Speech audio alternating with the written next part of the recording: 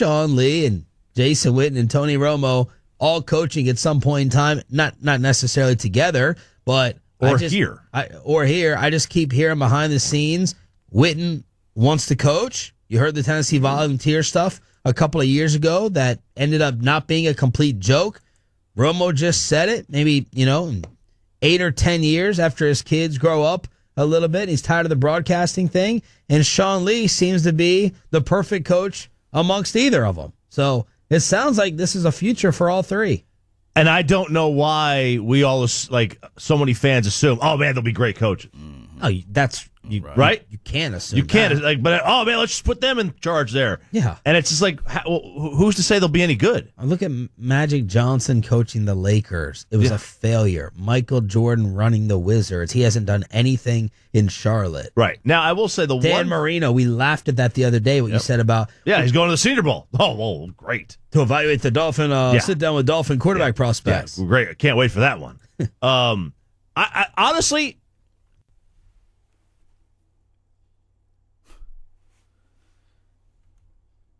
I will say this, something about...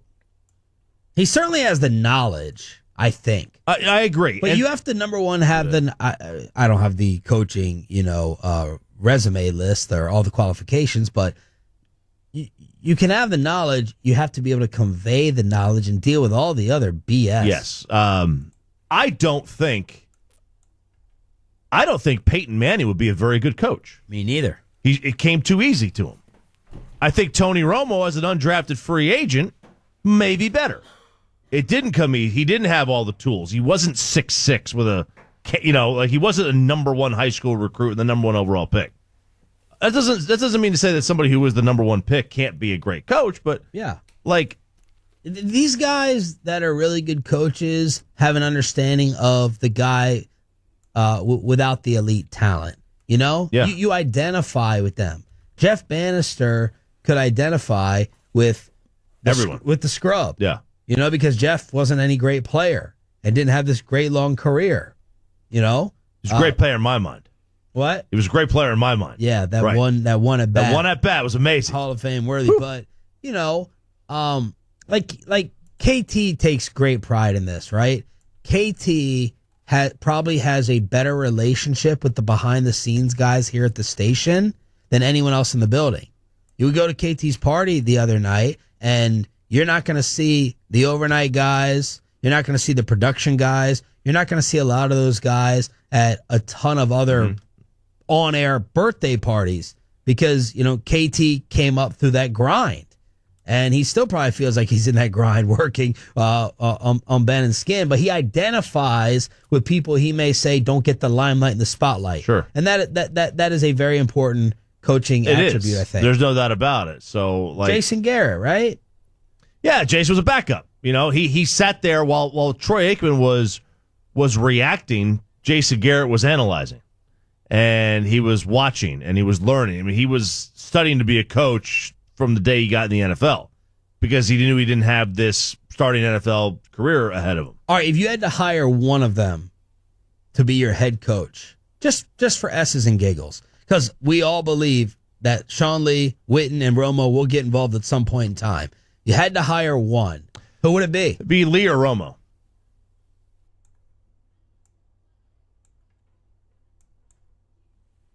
Why? Because Jason was the best at what he did? Because Jason was the best at what he did. Also because of the positions. Yeah, they're both the quarterback of their respective sides of the ball. Yeah. I think Jason also is probably the biggest hard ass. Would grind you into. Well, he might. I mean, Jason may be the best college coach of the bunch. Yeah. He might be the best college coach of the bunch. But I would always, if I was gonna err on the side of who I would go with, I would go with the quarterback. And I would go with like a linebacker or something like that. Some guy who was like in baseball they always go with the catchers. Yeah. So I would kind of lean towards that. What do you think? Who would you pick, Roy? You can only pick one. I'm right there with Chop for the exact same reasons. Both of them were the quarterbacks of their respective sides of the football. That means that they, for better or for worse, more often had a hand on what the players around them were doing in the overall scheme. Like I don't doubt Jason Witten's acumen. I have no doubt that he could sit there with a whiteboard and scheme up plays with the best of them. I just, in general, I think from you guys got to pick one. A quickness standpoint, and I would say for me right now, Sean Lee.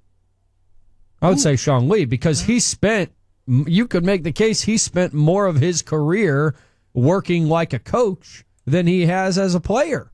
I mean, he's already spent more of his NFL playing career working like a coach and trying to do what he can to help without necessarily offering up his skill sets versus what Tony had to do, which is really, only been the last 3 years. I'd probably go with the quarterback, and it's 2019 NFL. Yeah. It's just it's a quarterback league. It always has been, but it's even, more so now. So I'd go with Tony. I probably lean towards Tony because of his personality that we see now in communicating with other people. I'm talking about the head coach.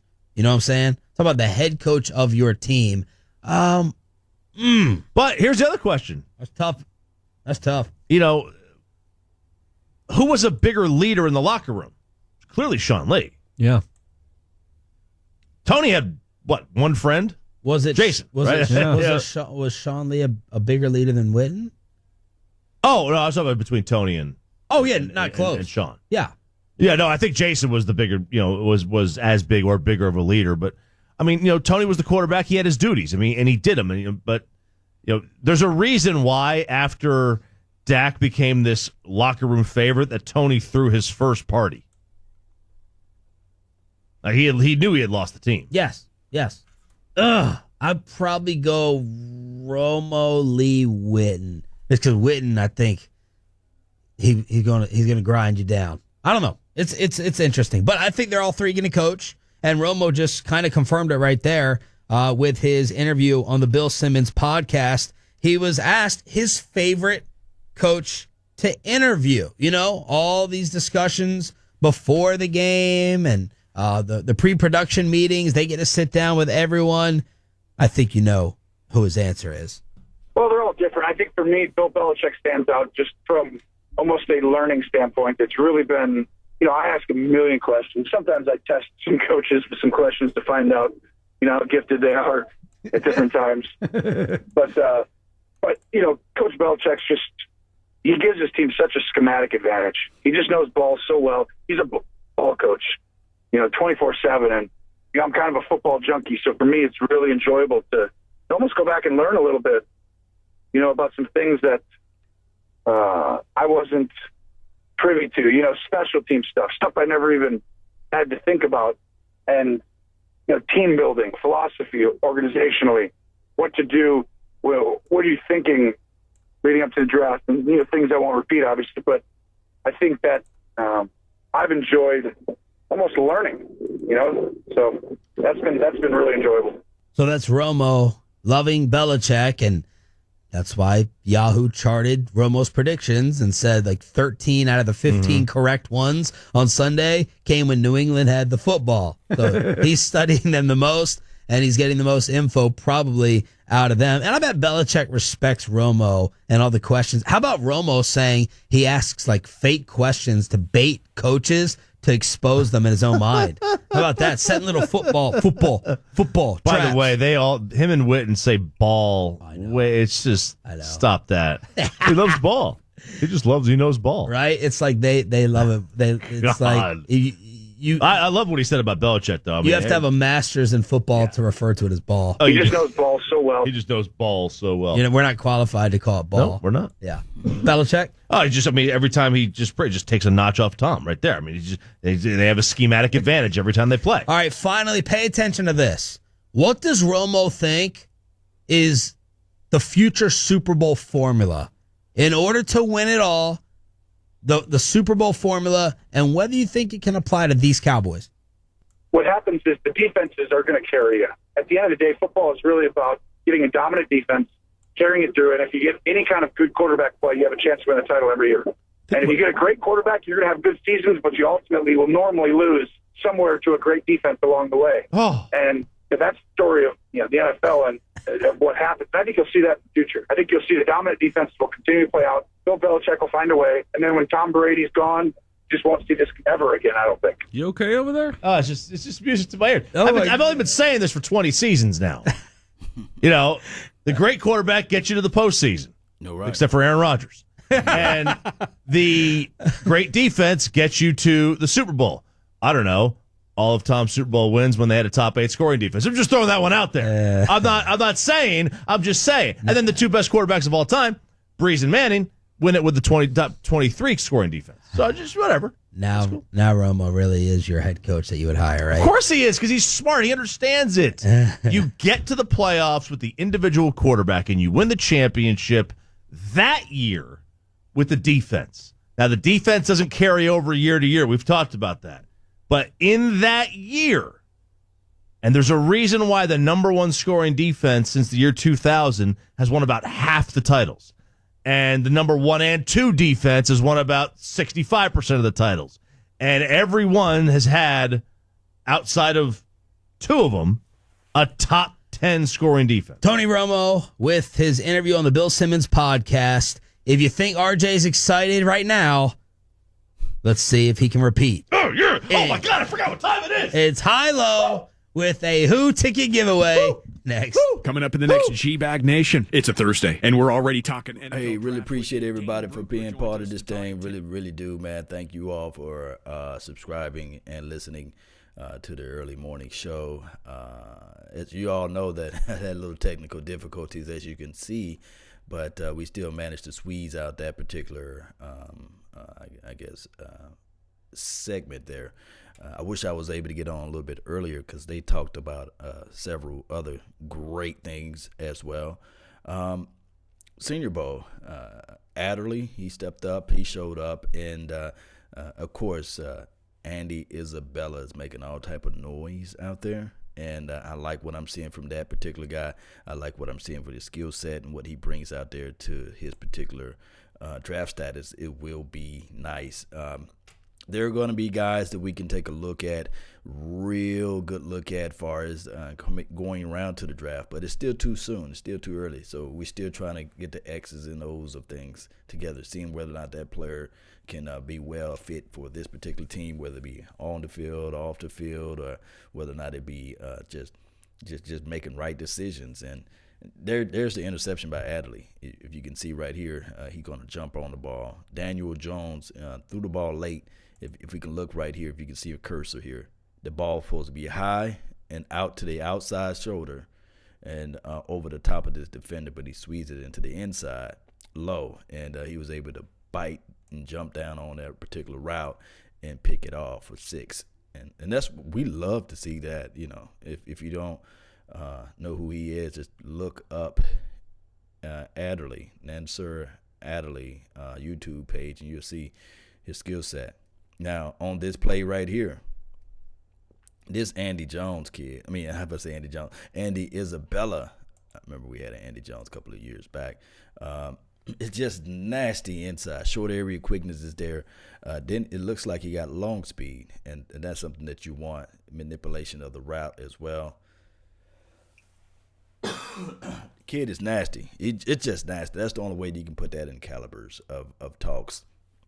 Is that he's going to kill you inside, so you can play him. And I saw some plays on the outside with him. And Kalen Doss, just a great comeback route. If you look, he wins off his release. It just murder, she wrote. Murder, she wrote. Murder, she wrote. Killed him off that release. You got to get a better jam. You got to at least take away one-on-one drills like that. You got to either take away the inside or the outside and just pray that you can live up to your techniques and win everything else from off there. This would be a good running back. Look up his highlights, man. Look up his tapes. This particular kid here, man, he's nasty too. Footwork is nice. Let me go all the way back to the beginning. Jacoby Mayers, he's nice. Off the release, he's a great route runner. Now, of course, this is all I got is just the receivers or what have you. But Hey, my philosophy is that you can never have too many receivers. You can never have too many defensive ends. You can never have too many skill players, basically.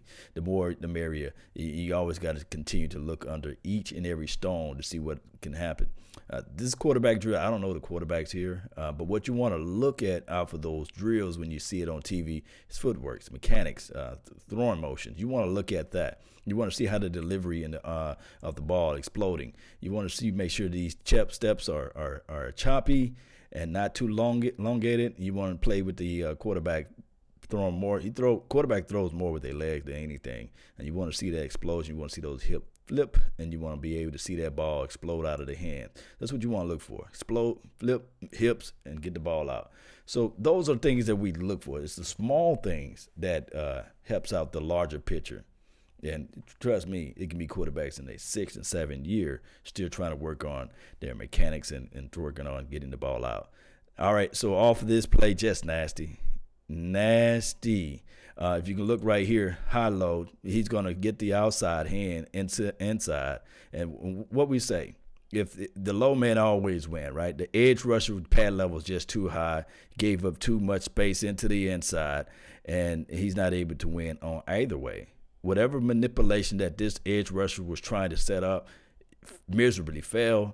And this tackle right here wanted to force him into the inside. Because why? He got his number 66 boy right here. So I force him to the inside. My quarterback is going to step up to the pocket and be safe, or my quarterback can actually roll out to this way. So at this point, he lost all ground. Look how he's too high. So if you're playing defensive end in the National Football League, or if you're playing defensive end in middle school, high school, you do not want to stand too high off your release, because this is right here can happen. It's just nasty. He was able to win. Number 71 got him to the ground. I paid my child support. Now stop talking about it. You know what I mean? You my son. That's what he's saying right now. Get down. Get down. Or get put down. All right, so bad decision by this particular guy. Like I said earlier, just didn't pass the ball over the top on the right shoulder. And this guy, he got a knack for the ball. Watch how he sit down. Sitting, just watch it. I'm going to pick off some fruit today. Give me this ball. I'll take a ball instead. You know, that's how you got to play, guys.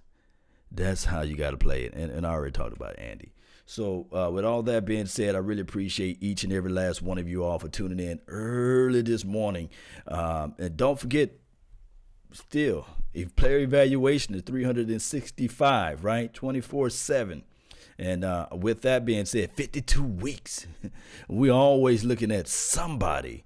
We always trying to figure out who can be that next Tyreek Hill, per se. Who can be that late round draft sleeper? Who can be that, Kamara? Lighten it up. So, to me, the best parts of the draft is anywhere between 3rd round and beyond. You know, the first 2 rounds, it's given that those guys going to perform. But where you can find your good guys, I'm talking about if you look at the collective sum for those that's in the Hall of Fame, there are more 2nd and 3rd round draft picks that's in the Hall of Fame than there are any other picks out there. So I think that's where your meat and potatoes are at. And I do know that a lot of people will worry about the peas and miss out on the meat.